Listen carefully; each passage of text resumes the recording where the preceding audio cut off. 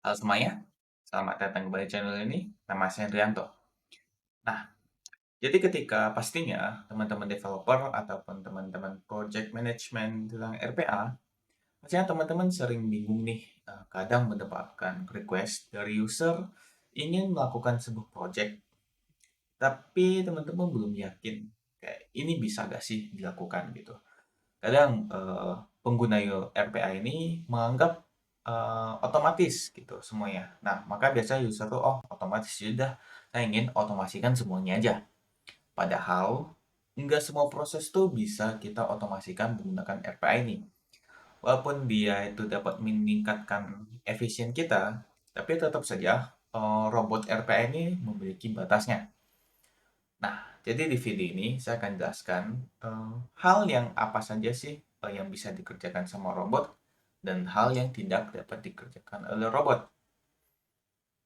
Nah, jadi kita mulai dulu kali ya dengan hal yang bisa dulu ya, yang positif dulu. Hal yang bisa dikerjain robot seperti apa? Jadi biasa umum ya, di saat luar sana sudah banyak yang menjelaskan nih proses-proses contoh seperti apa saja yang bisa kita otomasikan. Yaitu ada beberapa syarat yang perlu dipenuhi. Yang pertama, proses tersebut harus repetitif. Nah, jadi repetitif ini maksudnya gimana sih? Nah, jadi repetitif ini maksudnya dia lebih harus berulang terus pekerjaan tersebut gitu. Nah, jadi pekerjaan tersebut harus sering dilakukan, baru bisa dibilang repetitif ya. Jadi sering dilakukan sehingga itu mengkonsumsi waktu kita yang banyak, maka proses tersebut mungkin Anda boleh pertimbangkan untuk diotomasikan. Nah, selanjutnya, setelah kita tahu, oh, pekerjaan kita nih otomatis nih. Bukan otomatis, tapi repetitif ya. Nah, repetitif. Syarat yang selanjutnya adalah proses kita nih ada polanya nggak sih? Kita, pekerjaan kita nih ada peraturan yang fix nggak sih? Atau peraturannya tuh banyak apa enggak? Nah, ini menjadi salah satu penentu apakah nih project kita nih bisa diotomasikan apa enggak.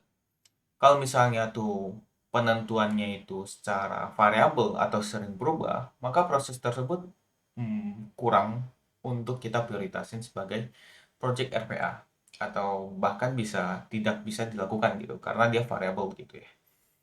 Nah, selanjutnya syarat yang harus kita penuhin itu adalah proses kita tuh bervolume banyak apa enggak. Jadi volumenya ini juga mempengaruhi ya.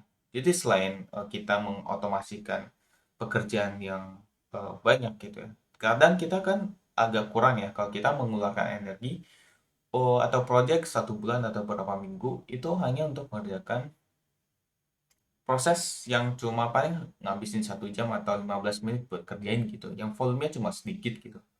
Kan itu agak menghabiskan energi kita untuk mengerjakan sebuah project gitu.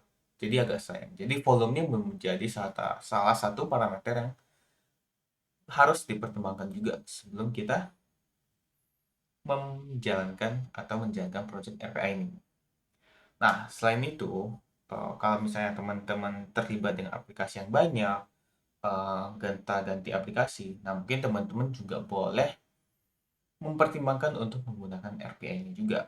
Karena RPA ini bisa sangat membantu ya ketika integrasi antar aplikasi. Hampir 90% semua aplikasi itu bisa kita komunikasikan dengan RPA ini. Dan tidak ada batasannya ya, kita mau integrasi berapa aplikasi pun. Nah, jadi itu ya beberapa proses syarat yang harus dipenuhi untuk menjalankan atau mempertimbangkan untuk sebuah project RPA. Nah, kemudian proses yang tidak bisa diotomasikan seperti apa? Itu yang menjadi pertanyaan utama ya. Kalau misalnya membahas tentang proses yang bisa di RPA-in dan lain-lain, itu sudah banyak. Nah, sekarang proses seperti apa yang tidak bisa kita otomasikan? Nah, yang tidak bisa nih, yang pastinya, yang kalau misalnya teman-teman pertimbangkan, yang harus dilihat adalah apakah proses ini peraturannya tuh fix. Tadi saya udah sebutin ya, tapi saya tekankan sekali lagi, teman-teman, proses yang misalnya variabel sering berubah peraturannya sesuai dengan kebutuhan user. Kalau misalnya user nih misalnya nih hari ini apa, besok hari ini A, besok B, lusa D. dan banyak sekali peraturannya, dan kadang itu suka-suka user. Nah, itu adalah salah satu contoh proses yang tidak bisa kita otomasikan. Kayak peraturannya tuh belum fix gitu. Nah, robot tidak bisa melakukan itu. Robot ini merupakan sebuah sistem ya. Namanya sistem, robot itu pasti kaku. Jadi ketika kita merancang sebuah proses yang ingin merobotkan hal yang kaku tersebut, robot ini bingung. Ini bisa dilakukan. Kayak ini tuh bingung tuh robot. Karena robot hanya akan jalan sesuai apa yang kita buat gitu. Apabila ketentuannya environment-nya itu tidak sesuai, maka robotnya akan error dan tidak bisa dipakai gitu. Nah, jadi itu hal yang utama banget yang harus kita pertimbangkan sebelum kita membuat sebuah robot gitu. Ini proses nih bisa gak sih? Jadi di tahap awal ya ini ya, pas kita sedang dokumentasi di awal, PDD kita susun. Nah, itu merupakan tahap paling awal. Kita harus menentukan nih, mungkin teman-teman sebagai developer atau solution architect perlu tahu proses ini nih cocok gak sih buat kita otomasikan. Kemudian apakah proses ini melibatkan interaksi manusia yang tidak dapat digantikan oleh robot?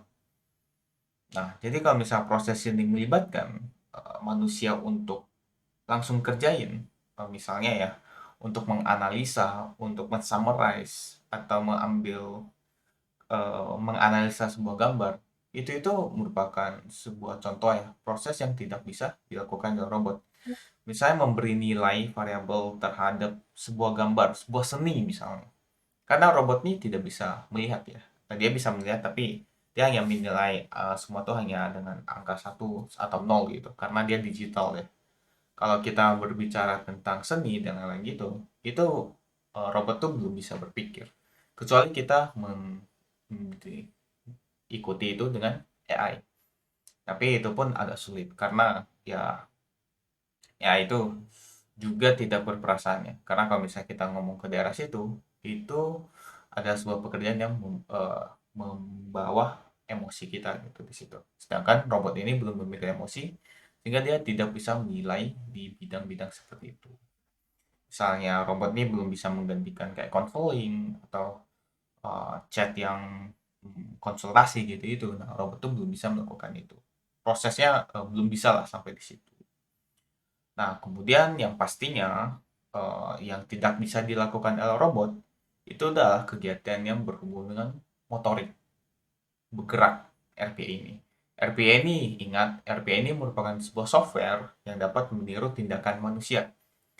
Tindakan ini bukanlah tindakan motorik, melainkan tindakan kita saat berinteraksi dengan komputer kita. Jadi apabila kita di luar situ, misal kita memindahkan komputer, memindahkan barang di situ-situ, nah itu tidak bisa dilakukan sama robot kita. Hanya terbatas pada aplikasi-aplikasi yang ada di dalam komputer kita saja.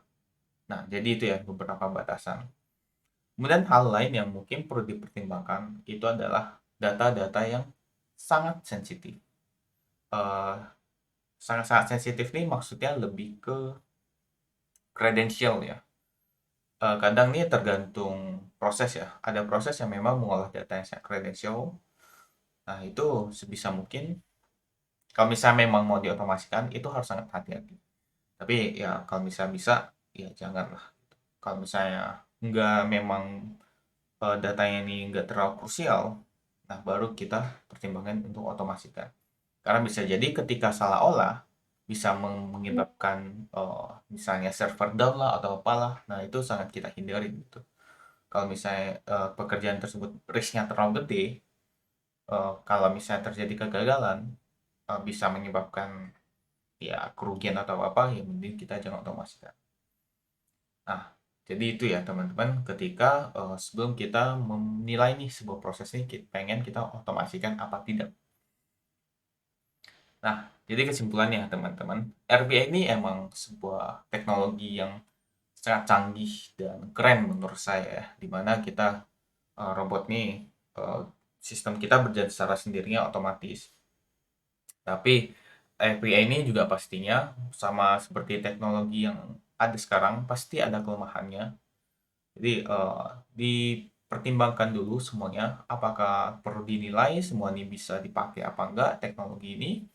Apabila dimanfaatin dengan baik, maka RP ini menjadi sebuah teknologi yang akan sangat membantu teman-teman untuk scale up, untuk meningkatkan efisiensi company atau organisasi Anda.